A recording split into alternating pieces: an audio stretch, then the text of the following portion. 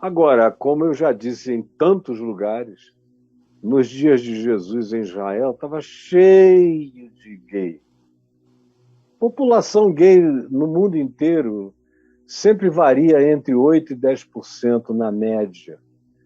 E em algumas gerações tem um aumento um pouco maior, em algumas outras uma diminuição um pouquinho menor, mas tem uma média de 8% a 10% na humanidade de seres humanos que têm natureza homoafetiva, ou como você queira definir, LGBTQIA+, ou como quer que você queira definir. Mas tem, nunca não tiveram, esse percentual sempre esteve presente ali. E nos dias de Jesus também. Tinha gay para todo lado, aqui, ali e acolá. Como também tinha gente a beça adulterando. Muita gente comendo a mulher do próximo.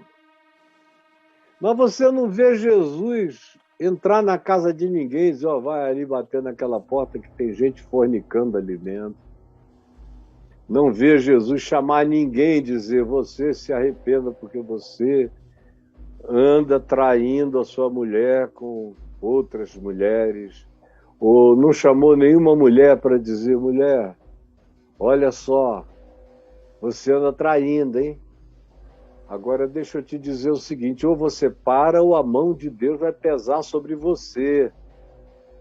Jesus nunca chamou nenhum gay para dar nenhum conselho de orifício anal, de rosquinha de donuts para ninguém.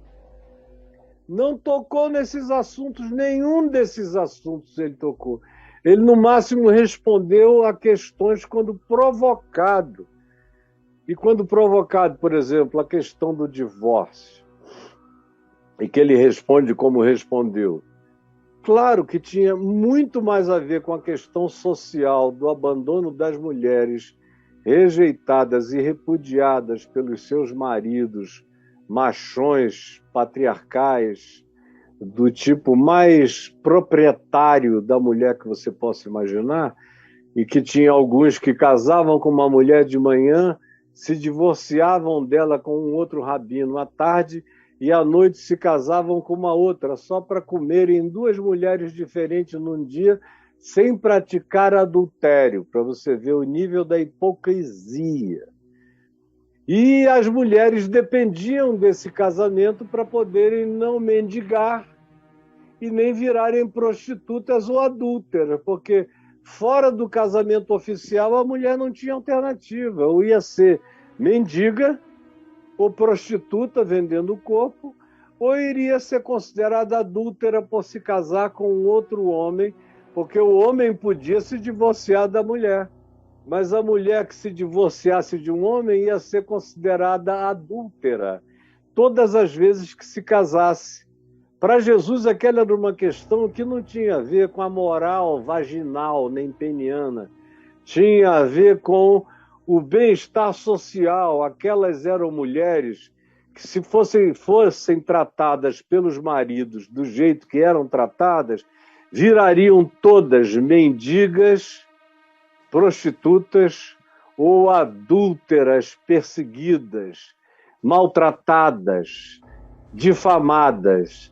Então, ele está dando uma instrução que é de proteção econômico-social, que é de proteção social-relacional e que é uma proteção para que a mulher não fosse um objeto comprado de manhã e descartado à noite, como muitos documentos do primeiro século dizem que acontecia nos dias de Jesus. Então, Jesus está dando uma resposta ao contexto dele, não ao nosso, onde o divórcio, eu mesmo advoguei a lei do divórcio. Em 78, o senador Nelson Carneiro foi o proponente. E eu era um jovem pastor. Nenhum pastor no Brasil era em favor do divórcio. Isso foi em 78. Eu era um dos únicos pastores no Brasil defendendo o divórcio.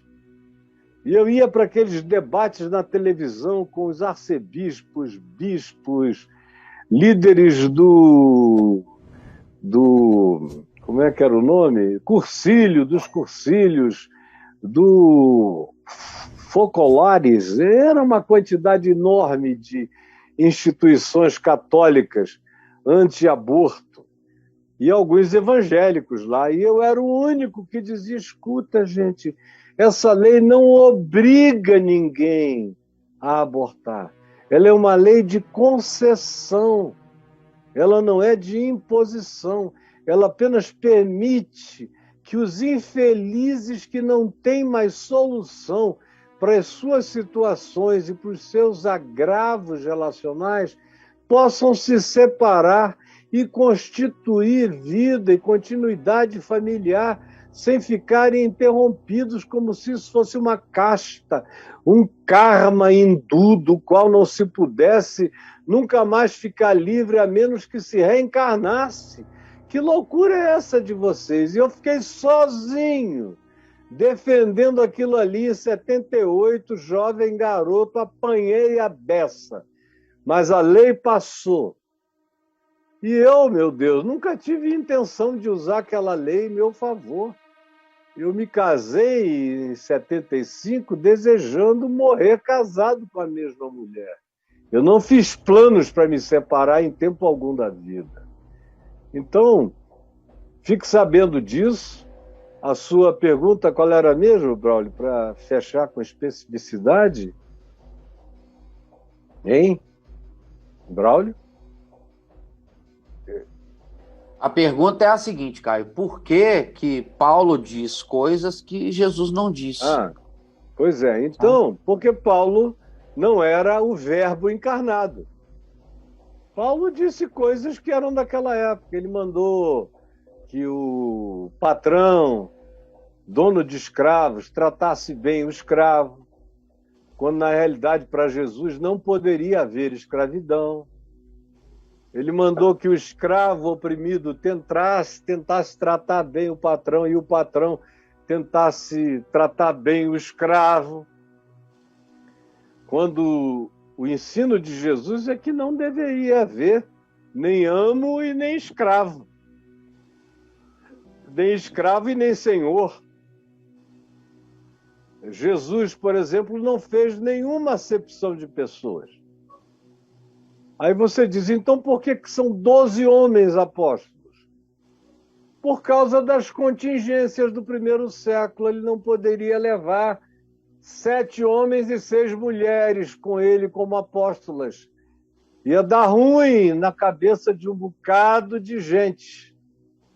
Agora, ele levou os apóstolos e depois de um tempo, ele permitiu aquela caravana de mulheres. Quando a mãe dele veio, com as irmãs dele, com gente da família dele, aí ele levou Joana, Maria Madalena e várias outras mulheres junto numa caravana paralela, que eram elas que cuidavam do serviço de Jesus, aonde eles paravam, onde eles dormiam. Elas foram juntas e para ele não tinha essa distinção. A distinção ele identificava na cabeça dos outros. Na dele nunca houve um mandamento de diferenciação entre homem e mulher. Como não houve entre ninguém, entre etnias. Ele trata de todos, ele cura a todos, ele acolhe a todos, ele abraça a todos, ele considera todos puros, limpos, ele não trata ninguém como imundo, ele trata todas as etnias, de todos os povos, de todas as línguas, sem acepção de pessoas. Paulo tem que fazer as suas mirabolâncias, Pedro nem se fala. O mais livre deles foi Paulo, mas aqui e ali ele diz, olha, tem que ver quem são essas pessoas para a gente não maltratar ninguém no caminho. Jesus, no entanto, viveu com a liberdade que nenhum dos apóstolos dele soube viver ou aprendeu a viver. Então a minha única referência é Jesus, não é Pedro. Pedro não é o meu Salvador, Pedro não é a palavra de Deus encarnada, nem João, nem Tiago, nem Paulo, nenhum deles. Nem Judas, o irmão de Jesus, nem Tiago, o irmão de Jesus, nenhum deles é a palavra encarnada. Só Jesus é o Verbo eterno, imutável, perene, para sempre, que corrige o Velho Testamento e corrige os apóstolos também. É por isso que eu faço os apóstolos viajarem por dentro do filtro dos 4 evangelhos. O que os apóstolos, em viajando pelo filtro de Jesus, o que passa por lá de cá, do evangelho de Jesus, fica. O que não passa eram aplicativos. Os princípios eram absolutos, imutáveis, mas os aplicativos eram temporários e circunstanciais. Jesus ensinou os princípios absolutos. Os apóstolos tiveram que lidar com os aplicativos relativos, que já hoje entre nós, e já há alguns séculos entre nós, a maioria deles perdeu completamente o significado. E cumpra algumas daquelas instruções de Paulo em Colossenses ou aos Efésios, com relação a patrões e a escravos e a etnias, ou tem alguns daqueles cuidados e você vai ser chamado de preconceituoso, de machista, chauvinista, de dono de escravos, de tudo, porque, de fato, até a nossa Constituição melhorou a relação humana, a melhor que Paulo pôde propor entre escravos e amos, a nossa Constituição melhorou. Entre estrangeiros, a nossa Constituição melhorou. Entre os diferentes, a nossa Constituição melhorou. A nossa Constituição carrega avanços que a lei de Moisés, no dia que ficasse adulta, conseguiria promover. Agora, a gente quer voltar 3.800 anos no tempo para praticar a lei de Moisés, tendo legislações tão melhores, tão mais humanas, tão mais ricas, tão mais cheias de cuidado e de ternura mútua uns pelos outros. Então, filho, o que você enxergar em Jesus está na validade, o que você não enxergar em Jesus passou. Mas vai variar com o tempo, né, Caio? Vai variar com o tempo. Vai variar com o tempo. De geração em geração, os aplicativos vão alterando, né? Vão se alterando sempre. Ela dá ênfase aqui na questão dos efeminados, né? Que Paulo cita. A ênfase dela foi aí. Paulo era um judeu, criado como judeu, a gente não pode esquecer disso. Por mais que Paulo tenha ficado livre do judaísmo, e ficou mais livre do judaísmo do que qualquer outra pessoa que eu conheça, exceto Jesus, que era absolutamente livre de tudo. Mas Paulo, dos que eu conheço, tendo sido judeu e educado como um judeu, numa família Benjamim, da tribo de Benjamim, educado aos pés de Gamaliel, com todo o farisaísmo da hora jogado em cima dele desde criança, e o cara ficou livre do jeito que ficou, é um milagre. Mas por mais livre que ele tenha ficado, ele ainda é um judeu. Tem coisas que ele diz ali que eu olho e digo, eu jamais diria um negócio desse à luz de Jesus. À luz de Jesus. Mas Paulo não tinha como dizer diferente, sendo um judeu, cercado de tantos judeus na própria igreja, que era uma igreja de gentios e também de judeus. Faziam parte das mesmas congregações e ele tocava de um lado e tocava do outro, e ficava numa média ponderada, num equilíbrio o tempo todo. Se ele chegasse num lugar em que não houvesse judeu nenhum e ninguém soubesse de Abraão, nem de Moisés, nem de ninguém, ele nem puxaria esse assunto, ele só falaria do Evangelho de Cristo. Por que ele incluiu o efeminamento? Porque os apóstolos de Jerusalém, em Atos 15, tinham dito que eles observassem como lei para os gentios apenas algumas leis, inclusive leis de comida, de dieta, de não comer sarapatel, de não comer isso, tudo que a gente come hoje com ações de graça. E também as relações sexuais ilícitas, que era homem com homem, um homem com a prima, um homem com a tia, a menina com o tio, um monte de relações sexuais ilícitas que hoje em dia acabaram. Sem falar que o próprio Velho Testamento estava cheio disso. E que eles não levavam isso tão a sério, exceto como texto escrito, porque como vida praticada estava cheio de meios irmãos casados e primos e tudo mais. Então, na realidade, minha gente, essa confusão toda é porque vocês acabaram querendo ter muito mais do que o Evangelho de Jesus.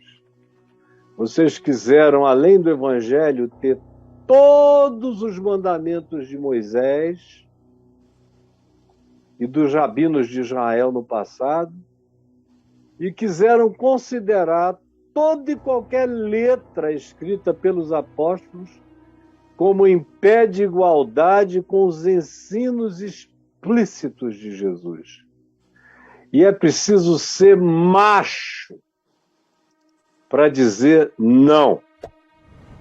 Jesus é o verbo, é a palavra pura.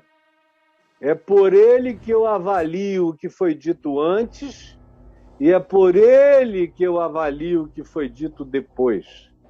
Como é por ele que eu avalio o que os teólogos contemporâneos dizem, os filósofos contemporâneos, os legisladores contemporâneos. Eu avalio tudo a partir do espírito do ensino de Jesus nesse mundo. Velho, Novo Testamento e qualquer outra ideia de sabedoria. Eu faço viajar por dentro da encarnação de Jesus. Não só do que Jesus falou, mas também do que, existindo nos dias de Jesus, ele não falou, não puxou o assunto, onde ele silenciou, e o silêncio dele é de uma obsequialidade extremamente generosa. O simples fato de não ter mencionado nada, de ter passado de voo de jato supersônico sobre a lei de Moisés, foi assim, zim! Passou supersônico, e Paulo diz que rasgou o escrito de dívida da lei de Moisés que havia contra nós. Rasgou tudo. E o que fica para mim é o que Jesus fez e ensinou. É em relação a isso que eu estou vinculado eternamente. Como prática, como fé, como obediência.